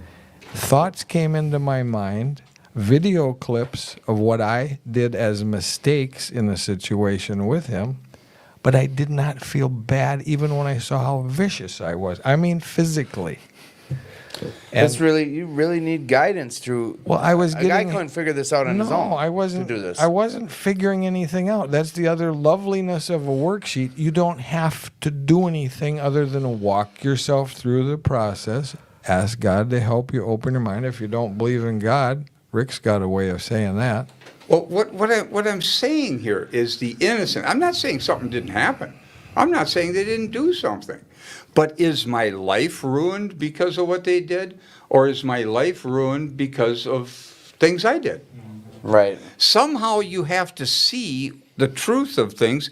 And I don't know what you're going to see. I have no idea how you're going to get over if you've been molested or beaten or I have no idea. We don't have any answers to that. We're just showing you the mechanics to see what God's got to say, not Rick. If people want to get upset and leave a workshop over it, I understand. Hey. They got to write it and have their own experience. So I'm real quick. Oh, Sid's got something. I do too, and I want to know if you can answer this in under 5 minutes. He just dropped a bombshell and said, you got something for people that have that issue with a higher power. Is that something you can answer in under 5 minutes? What do you mean? Someone doesn't believe in God, but still wants to work I this. took actions I didn't believe in, and I got results I couldn't deny. Okay, there you go. I've been. He's got another way of saying this that I've also used. I can't stand how I feel. I've got to see this differently from an entirely different angle, just like the book says. And you can just sit with yourself, say something like that, and thoughts will come to your mind. Sid. Yeah, my question is, I've heard people lately talking about their number one resentment on their fourth step was themselves. And I didn't write myself on this most recent one because, like you said, it's all about self-forgiveness. That's right. And that's really the hardest thing to do, is because when it comes down to it, I made these choices that made these people, I stepped on their toes and they retaliated, And then so how do I forgive myself for taking away everything that I cared about? Now I have a lot of things I care about now, but they're new things in this life, Drop the judgments. Continue to drop the judgments. That's all. Right. And because if you think you're going to hate yourself only, and that's not going to go elsewhere, judgment goes everywhere. You're not going to just judge that person and not feel the pain of it, and you're not going to just judge yourself and not be. Sooner or later, somebody's going to come along who's acting like you hate yourself for, and you're going to react to them. Right. So you know what? 7. Or see them, Go ahead. or see them differently. That's why it is so great about AA. All these kind of different characters are coming in and helping me forgive myself as I forgive them, see them differently, end up with a lot of friends, hopefully. Doesn't get much more powerful than that. Right. All right, go ahead. We got it. You know what time it is? Yeah. Well, so we had a great. Let's do the grateful. Hey, it's time for our gratitude. Kick that on. Elena, what are you grateful for today? Elena, what are you grateful for today? Be careful. It's really loud on our end. Oh man. Yeah, that's Oh, good. I should hold it back here. That's perfect. Okay. I'm always grateful. I'm grateful for recovery. I'm grateful for being sober and clean. I do want to add really quick that it took me many, many years to do my fourth step, and when I did it, my sponsor printed off those sheets. And they weren't lying. It's not 1, 2, or 3 sheets. I think I used about 75 of them. Like, it was a very big fourth step because I'd never done one in the many, many years I've been in this program. Right. And they helped a lot because I always popcorn styled through my steps, so I could never do those. I always skip that fourth step. So what you guys are doing is absolutely amazing. You know about mowing grass. Thank you, Elena. We love you. Ready to mow the grass now. Thank you for all you're doing tonight, too, Elena. Thank Sydney. you. Sid. Yeah, Hey. I also want to say that my sponsor took me to the fourth step workshop the time we did it 2 years ago, and we did it the same way this time. We didn't come back to the workshop, but I'm really grateful for everything I learned from you guys those weeks and tonight. And I'm really grateful that I love talking about this stuff and I love listening to this stuff because I know people who don't. And it's not just a given that we love listening and learning about this stuff. So I'm really grateful that I do. Thank you, Sid. We love you.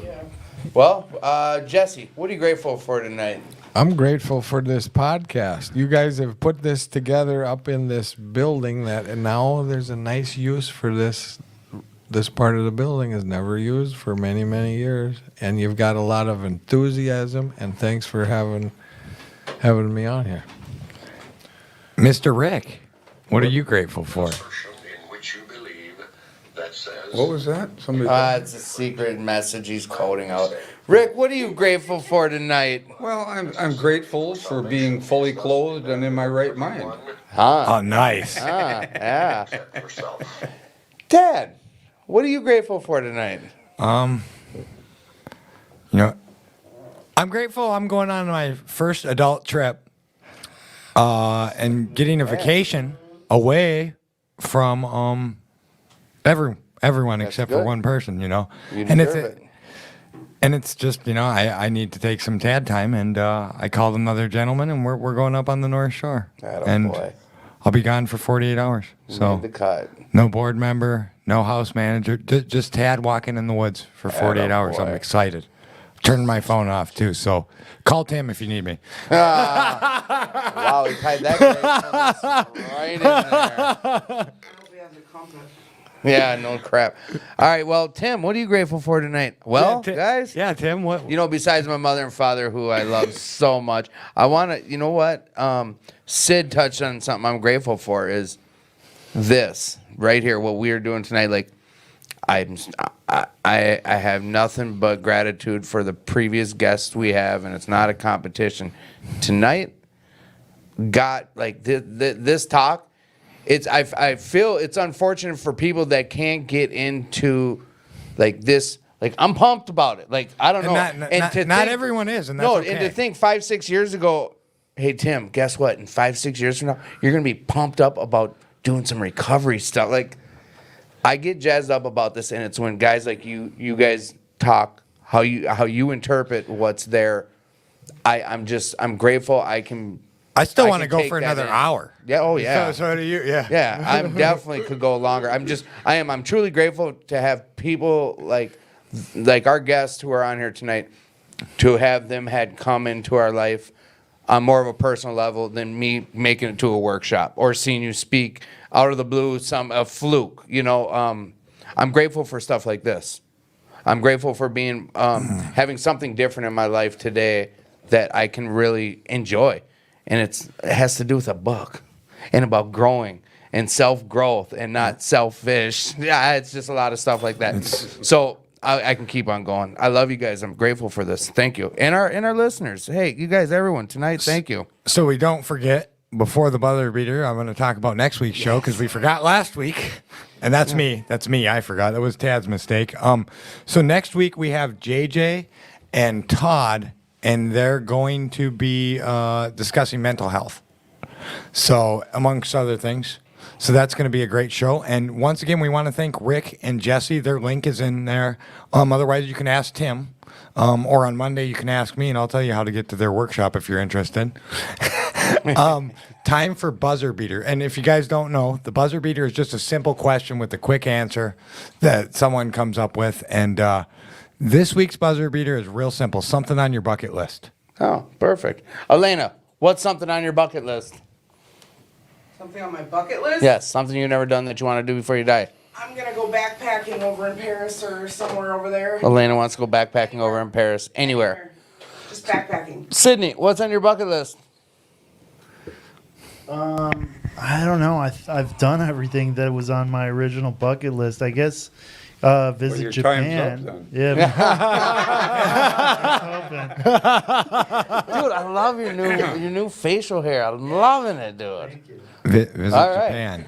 Rick, bucket list item. Well, I'd like to go to Italy. Italy. I'd like to see Italy. Oh. Bee-da-ba-da-bee-da-boo. Jesse. I think I'd like to have absolutely no debt. Oh. Is that a bucket list item? It's Jesse's? That's Hey. just a fact. No, you know what? No one can take away your bucket list. Yeah. Tad, what's your bucket list item? I really want to do this road trip. I talk about it. It's a goal. It's a bucket You're list. doing it. You're No, accomplishing no. shit. I'm talking about ours this summer. Oh, we're going. Yes, that's gonna be. Yeah, to go to Akron. But we all know that I want to go to the NFL Hall of Fame. with NFL friends. Hall of Fame, Rock and Roll Hall of Fame, In Akron. and the you know where else we're going? Yeah, Akron. Yeah, Akron, Ohio. They're supposed to just open that back up. I talked to those guys a few weeks ago. That's like first stop on our So trip. never. I was gonna say so we don't have to break in there when we go on it. I know. We wouldn't be alcoholics. I was joking. No, I'm joking. Well, that's about all the time we have for today. We I want want to to thank do some acting. right. I want to thank Rick and Jesse, and I want to thank Sydney and Elena for being producers. I want to thank all of you in the comments. We love you guys as always. We will be back next week. And we're out of here, right? Yeah, Tim don't get a bucket list this week. Oh crap! Did I really just do that? Hey, Tim needs his bucket list. Tim, go. Ralph. No, go. I want to do some acting. I No. said that. Oh, okay, that's what I want to do some. No, I don't. Yeah, I want to do some acting, guys. Hey, everyone out there in I'm radio so land. sorry, Tim. We'll get it going for you. I want to do some acting. Yeah. I want to act. It- Kill the show. Get you some headshots. Oh yeah, Sydney can help with that. He's gonna give me a headshot or what? Headshots. Oh, all all right, get your mind out of the gutter. I'm not a buddy. wordsmith. I don't know. All Are we right, gonna kill this show? are we done? All right. Have a good night.